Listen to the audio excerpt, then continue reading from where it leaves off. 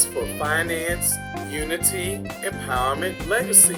Join us today as Dennis, Dr. Jackie, and Mac share from the theme, "'Cause Band-Aids Stuck on Me." Enjoy.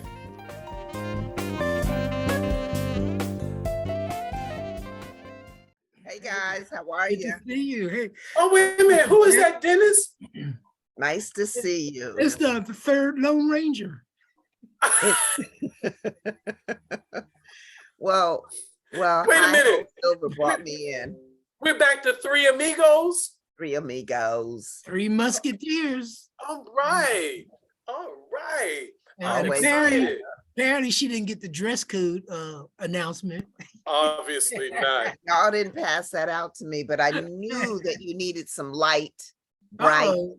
Okay. beautiful sunshine. Here I am in yellow. Okay. All right. I get it. That's the Tyler Perry version, the yellow. Yellow. I was wondering if I wanted to make sure you understood it wasn't me. That's all. I got it. I might not be a doctor, but I figured that one out. You figured that one out. Wow. Dr. So, Jackie, Dr. let me tell you Jackie. something. Dr. Jackie, I gotta tell you this right off the jump. Look, I did one episode recording with this dude, which I haven't aired yet, okay? But let me tell you, I need you back on this wall so bad because he is just unhinged when you're not around. Oh. We cannot do this without you. I figured it out. Dr. Jackie, that's exactly what you are to us, the Band-Aid brand. And please, please know that Band-Aid needs to be stuck on me. Well, I am so glad to be with you all. I have missed you all. And so I'm looking forward to our time together. What's that song Carol Burnett used to sing? Yeah, I'm so glad we had this time. Time together. Yes. Yeah. But here we are. We're going to have our time. Dennis, you were going to say something? No. The mouth has been shut down? No, I've decided that I was talking over Dr. Jackie and Mac too many times. So I'm gonna be quiet for the first 15 minutes. The first 15 minutes, we don't know if we want to hang out with you longer than 15 minutes. You know, long time ago, there were these dinosaurs. And the dinosaur would sit there and watch over its eggs. And some big mouth dinosaur was always trying to eat the eggs. Mouth was so... Why don't you do what you really want to do and bring the dino into the shot? I know you want to do it. Go ahead. No, I threw it across the room. I'll put that going over there. That's my grandbaby's dinosaur. I took her to the museum to see the butterfly exhibit. And, you know, it was a great exhibit down at the National Museum, Natural History Museum. And, you know, I noticed something about the Natural History Museum. There's only about 20 people in there. And when I say 20, 10 of them were the security. And I looked around and the only people of color were myself and my grandbaby. Now, this is a free museum. I don't know where you live, but I didn't grow up with free museums. In Philadelphia, everything had a cost to it. We're in a free museum. It's a Tuesday, 10 a.m. And I was thinking, you know, we're here trying to set people free, but they don't know what free really means. And I'm not trying to be mean or anything. It's just things that I think about when I'm out with my grandbaby. We're at the Butterfly Museum, and all the people that are working were people of color. All the people who were viewing were not. So what decisions did they make, you know, last week, last month, last year, when they were kids, when they were in college? What decisions did they make that allowed them to be free with me? So I had to put me in there because I'm sitting there looking around like, where the people's at? You know? Man, come on now. This stuff is free.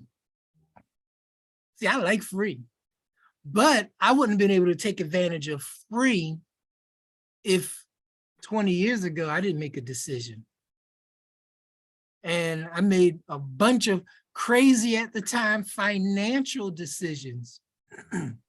One was stocks and bonds, and the other one was CDs and mutual funds and 401ks and life insurance and all those things that we talk about, because the markets have crashed and people are so scared and they're like, man, I'm glad I didn't buy that stock.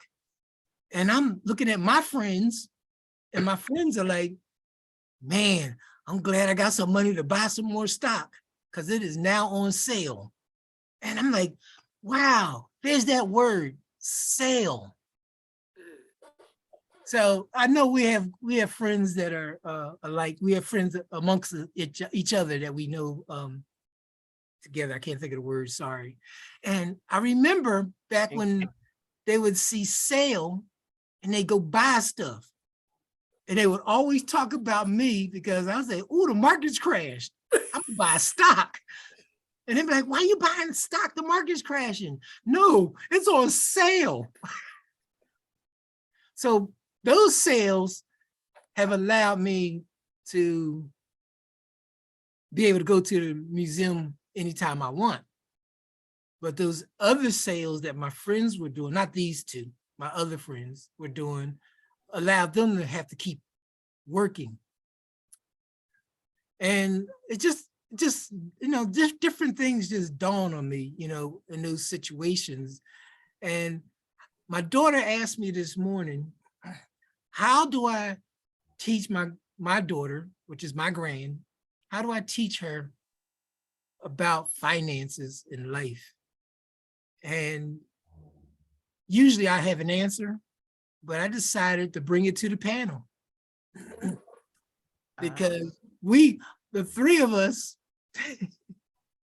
have females and male children, niece, nephews, whatever. All that. That need that answer. It wasn't just mine, it was all of ours. And they're all around the same age. And they need these answers because I told my daughter, I said, I know that you're doing something crazy because Amazon driver, I see him more than I see you. And, it's nice to get a package at Christmas time, but can you imagine every time you get a package, it has somebody else's name on it? The thrill is gone. Yeah. The thrill is gone, baby. So I said, you know what? Fuel has an answer. Our fuel is moving in the direction of an answer.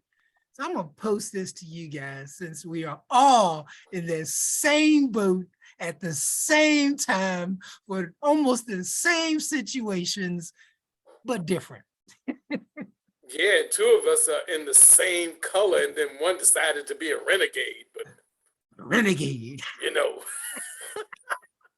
So the question you're posing is how does she teach? How do we teach our children? Our next generation. How Our we next fuel our generation. next generation. And since legacy is part of what we're about, that's a really good question. So I have one in the same age category as yours.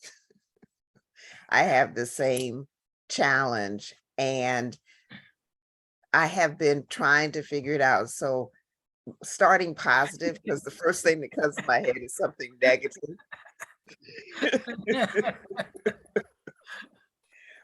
Is I want to have a little talk with you. Okay, right. Okay, is what I have done with both of mine is to ask them to do a financial diet check. And what I mean by that is to write down everything they spend in the next 2 days or I usually do a week because they'll be able to skirt some things, but I want them to write down. And I said, even if it means a pack of gum, so that they can see, and then we can talk about what we call frivolous spending, because spending is what is on their mind. When we, all of us on this platform have been involved with insurance, and when we've talked to individuals about a different way of looking at their money, I swear the very first thing out there, but when can I spend it? Will I be able to spend it? Can I get to it? So I decided to hit them where they most often go is, what are you spending it on? So we can talk about that. And I have gotten lists, and we have then looked at the kind of spending that they're doing, and is it necessary every week to, we look at some habits that they might need to. They're very sensitive about the things they do, and they have rationales for every reason why. But that is one of the ways that I have started with them. And I have a couple other, but I don't want to hog it. Does somebody else want to say something they tried? I guess I'm the only other someone.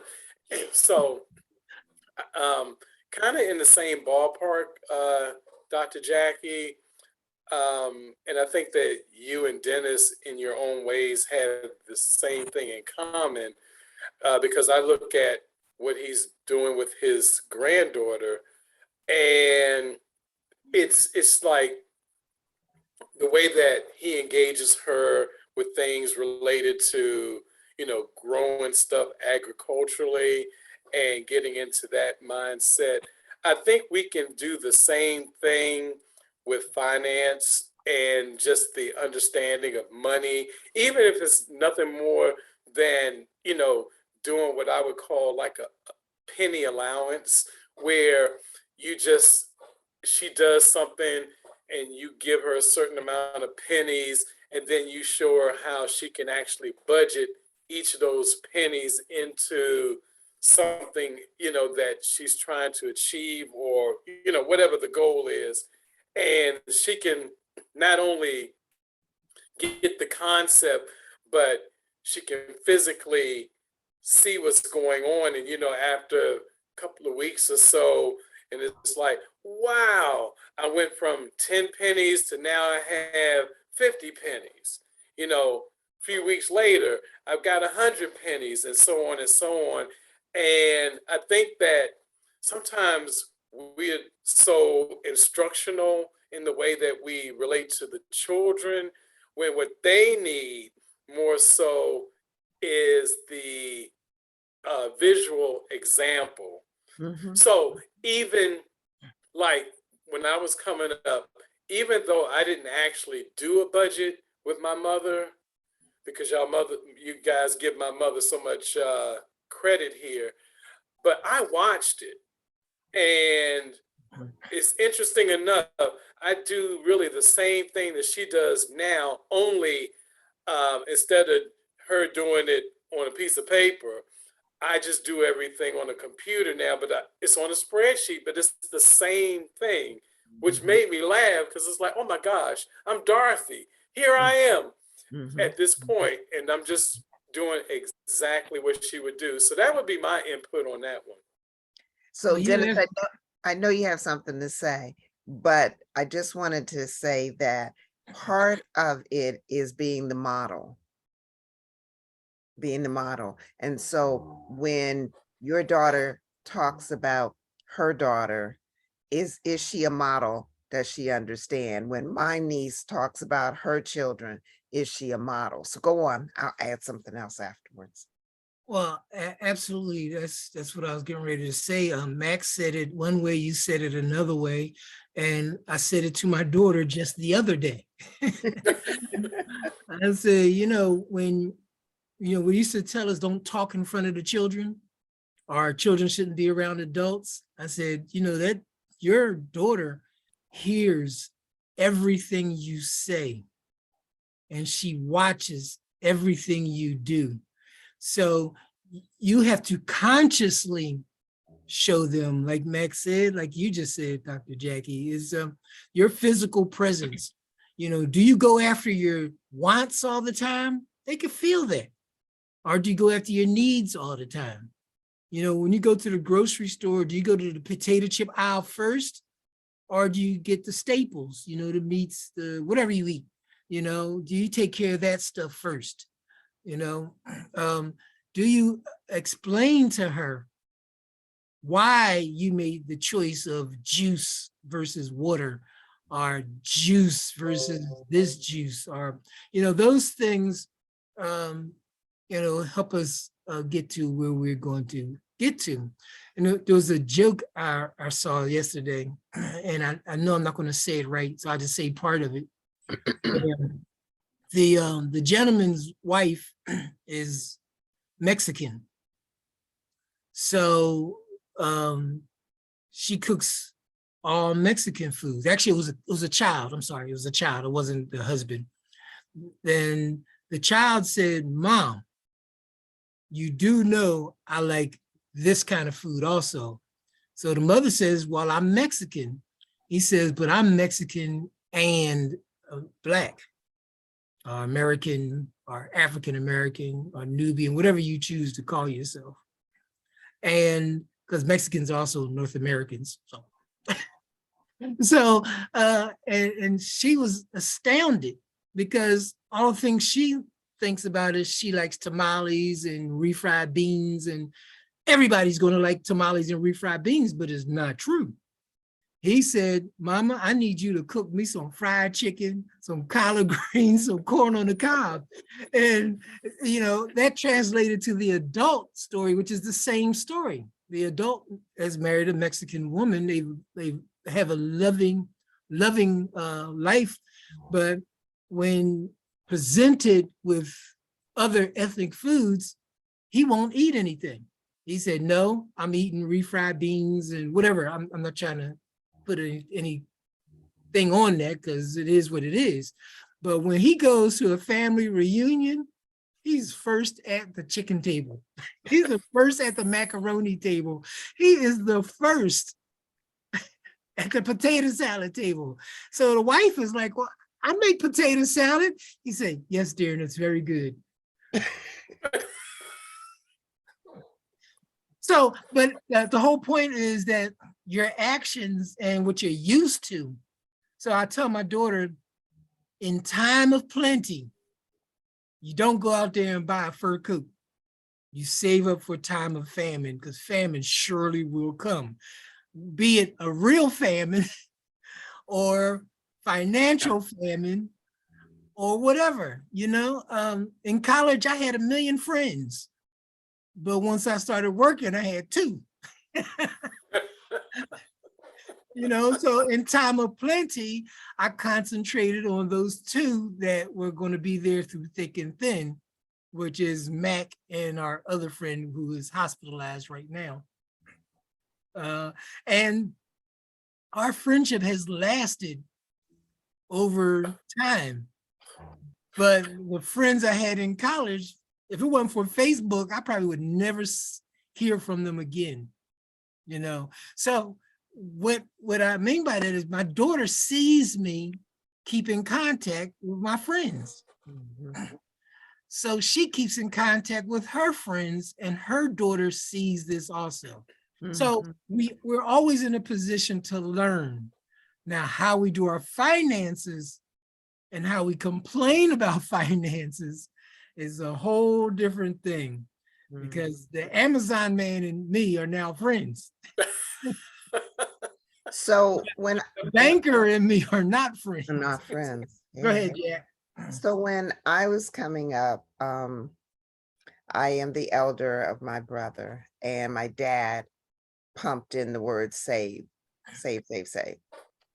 And I was in a generation where, well, we all were in a generation where we got some kind of allowance, you know, even if it was pennies, we got something, because, no allowance, No, we didn't get allowance. We had to do work for money. Like Mac was Well, that's what talking about it That's earlier. was what for the me. allowance truly is.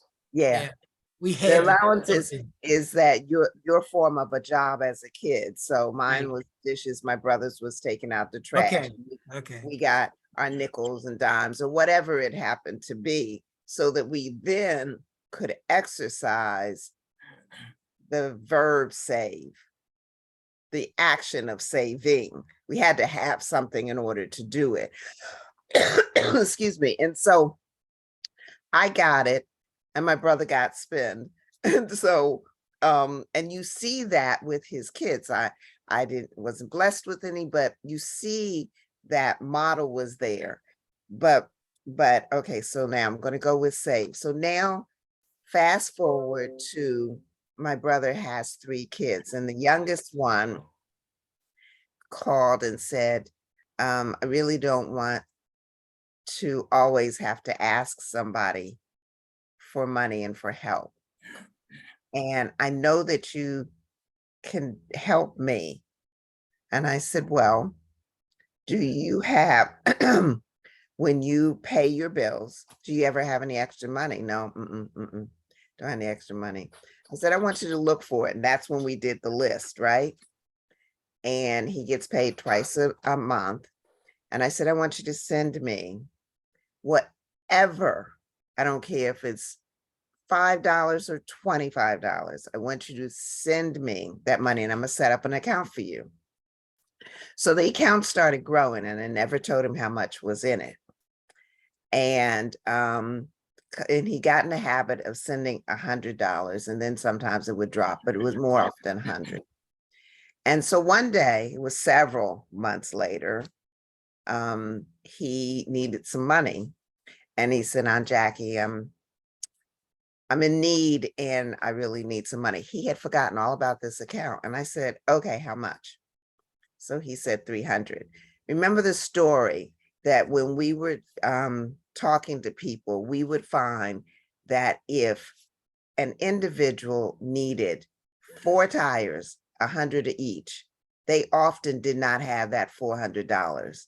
And so the saying is that many people don't have even $400 extra, $400 in a saving, $400 to save their life.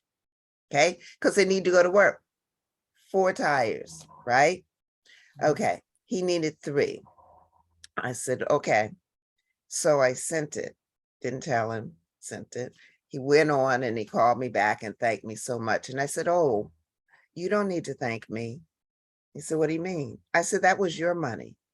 He said, what do you mean? I had 300. Yes, you had saved. Now, actually, he had more than that, but I refused to tell him the amount, because once you know you actually have 600 or whatever, then you're going to say, well, I didn't tell him that, because the system I wanted him to move into was that he had done it for himself by putting these, in your example, Mac pennies, into this jar.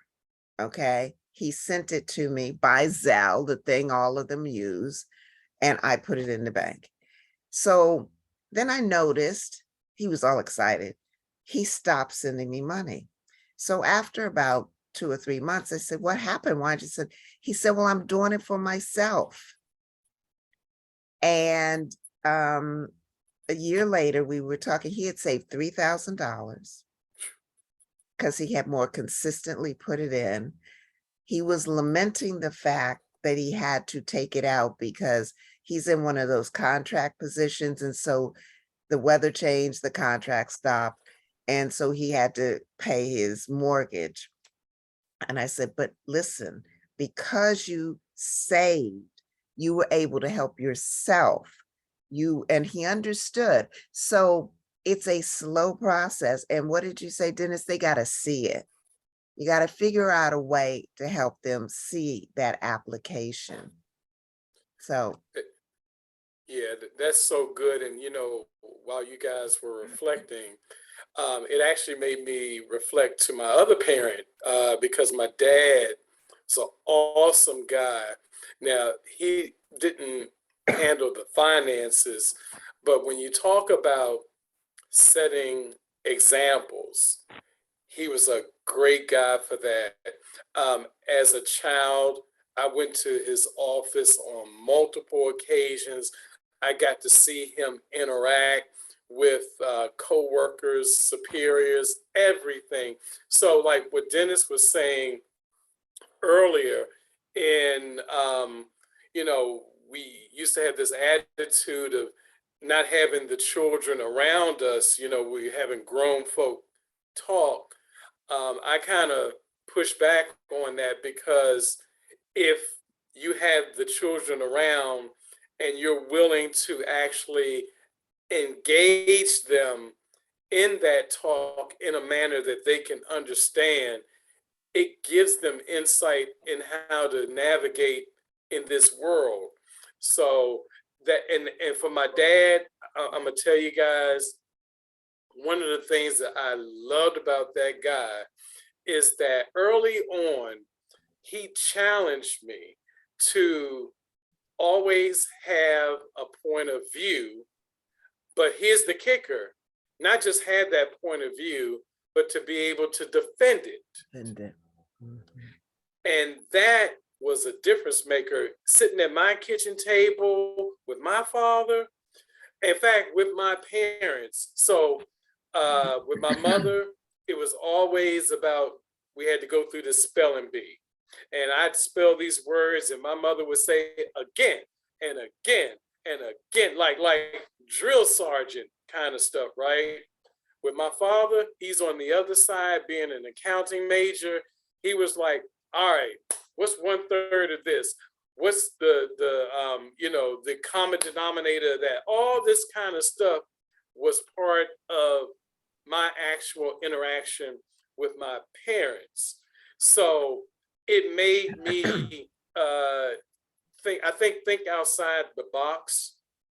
And even though I still got caught up into some bad practices as it pertains to finances, because I had that original foundation, once I came back into my understanding that we need to do something different, those lessons were there and available, and they have benefited me and my family so much. And so getting to that legacy part of it, now I feel like it's my responsibility with the grandchildren that I have by marriage, with the children, and I have extended children now through marriage.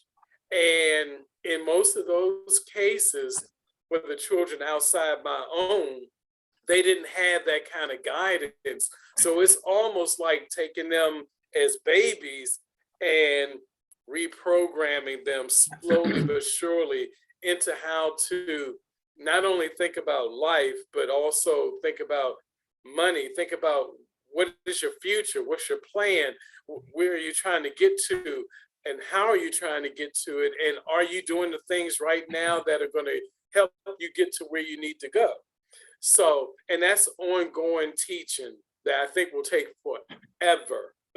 So I'm glad that y'all actually fleshed that out, because it really made me think, because I know my mother, she gets a lot of appreciation in our conversations, but my dad, I just say it to people, he was the dude, okay, because from the generation that he came out of, he was unique to me, because he didn't have the stereotypical outlook, that men had to, be rugged, play sports, and, be caveman kind of mentality. He was sensitive to the arts, sensitive to not necessarily throwing his ambitions on me. And it gave me the opportunity to really figure out who I was going to be. And he embraced it, even though it's entirely different than what he did. But that's the whole beauty of it, because we're not trying to create robots with our children. We just want to give them the options that there are some basic principles that you can take and go in whatever direction you're led to go in. Yeah. Absolutely. I think about what you guys were saying, and I think the truth is you have to be willing to learn before you can assume to teach anyone. My mother was a spender, and I grew up with my mother. You guys are lucky enough to have both your parents. I just had my mother. Well, it's seemingly like I just had my mother. And she taught how to spend. She said, make sure you have the lights on, electricity, okay, let me get this right. Make sure you pay the mortgage first, or your where you live. Then you make sure you have lights to see by and gas to cook by. Everything after that, we'll work on it. But you just make sure you have those things in line. And that stuck with me. But then my father was estranged from my mother. I didn't see him as often. But one day I was over his house and he says, do me a favor, go get that jar in the closet and count out some money for me. So he told me the number, and, $500. I'm like, ooh, $500 back then was a lot of money. So I look at this jar, I was like, this man crazy. Ain't no more than $100 in that jar. It was all quarters, but nah, no way. So I poured out half the jar. The jar is full. I poured out half of it. And when I got to $500, I had to put almost most of that money back in the jar. And that one moment taught me what saving was all about. So I learned how to spend and what spending was all about. Then I learned what saving was all about and what you could do with $500 you didn't expect to have, like that emergency for the tires when it comes up. So with my daughter, I did the dollar a day. Every day you come home, if you don't spend all your lunch money, you put $1 in this little, where we had a whatever it was, some plastic container, easy access. And we just kept doing that. And then you forget about it. It becomes habit. Habit every day, $1. Every day, 7 days a week.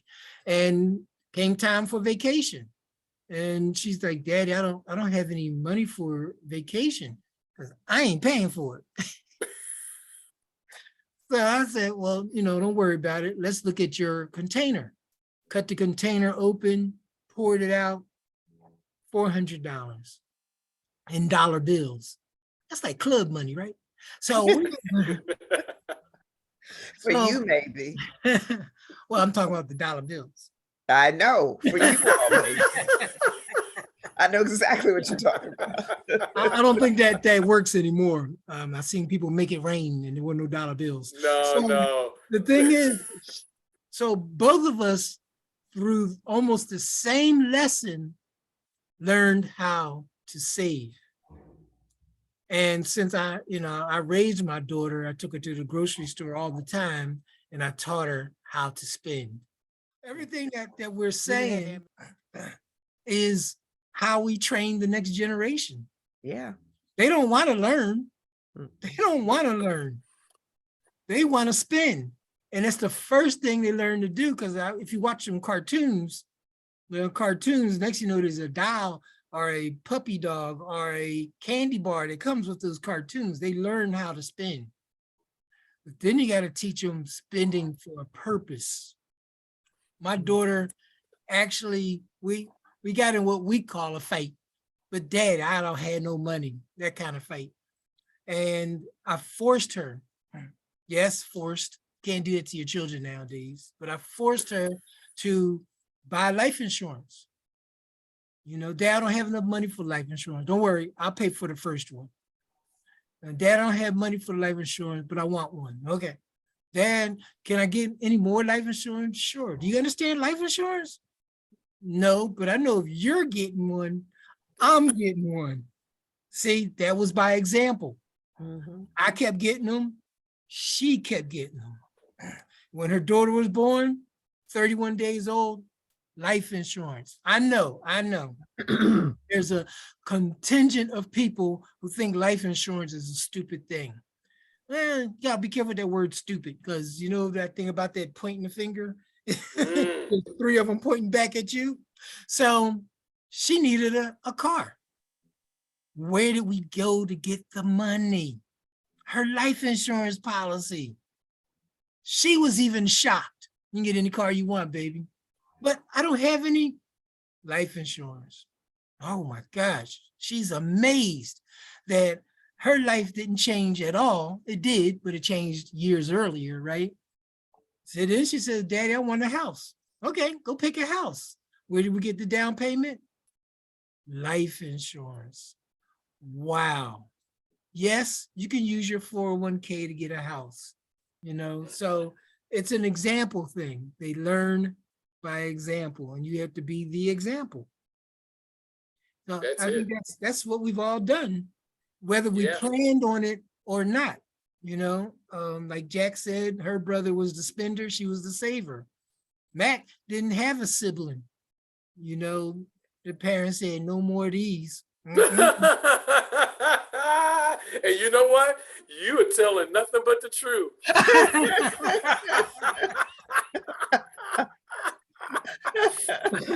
But we all 3 of us have had the pleasure and the opportunity to learn from our parents, be Yeah. it both in the household or one in the beginning and one in the middle, and then we learn everything at the end.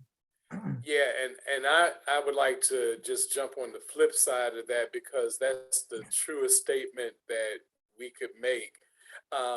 But we need to also realize that just as we're talking about some good examples that we can give our children or family, we have to own up to the bad ones too.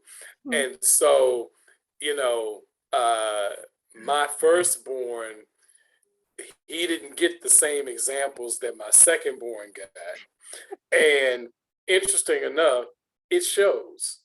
And you know this because y'all deal with that person, and we'll just keep it at that. But I had to take ownership of some of that because, you know, it was just a poor example.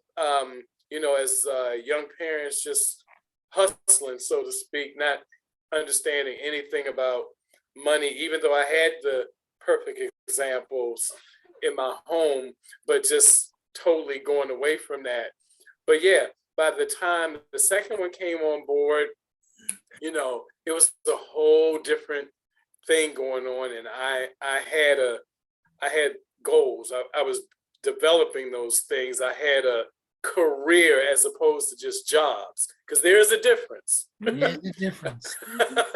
Okay, so I had a career by then, and so everything changed. And so again, today it's just that whole process of redirecting both of them to a degree to, you know, how I'm able to live without the benefits of anything that's open to retirement at this point, just due to my age. So that has been a teaching moment for my children and even my extended family, in just being able to live in that manner where, again, you know, am I driving the newest car? No. Do I live in the fanciest place? No. But by the same token, I got 2 places that I live in. Okay. And they're adequate for the lifestyle that we live. And I have 2 vehicles in 2 different countries, and they're adequate for what we need them to do. And so we are, you know, the way we look at it, we're living the best way ever for what we care about. And we're able to invest in the charities that, bring us joy, and to be able to help others.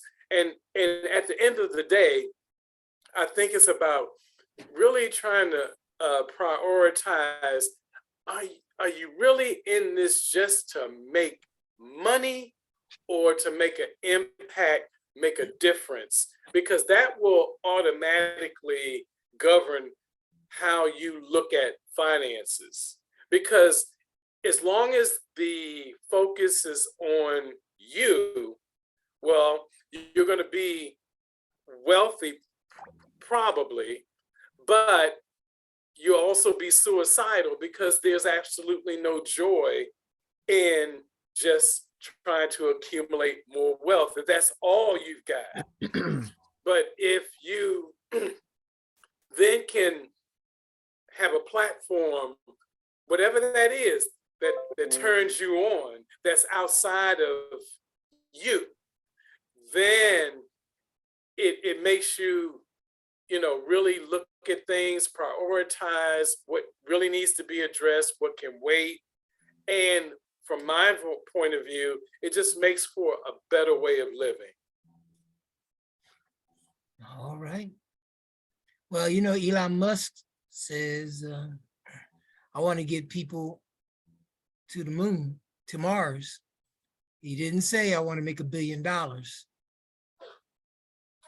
So I think it's also about how you plan on helping people. Like what we're doing is not to make money. It's to impart, to give out some of our experiences to help people avoid some of the pitfalls that we inevitably stepped in or were able to skirt around. So yeah, it just a little bit of planning, a little bit of understanding. Thank you for joining us today. Remember to subscribe to our YouTube channel at Fueling Future Generations, and reach out to us at fuelingfuturegenerations2020@gmail.com. Have a great day.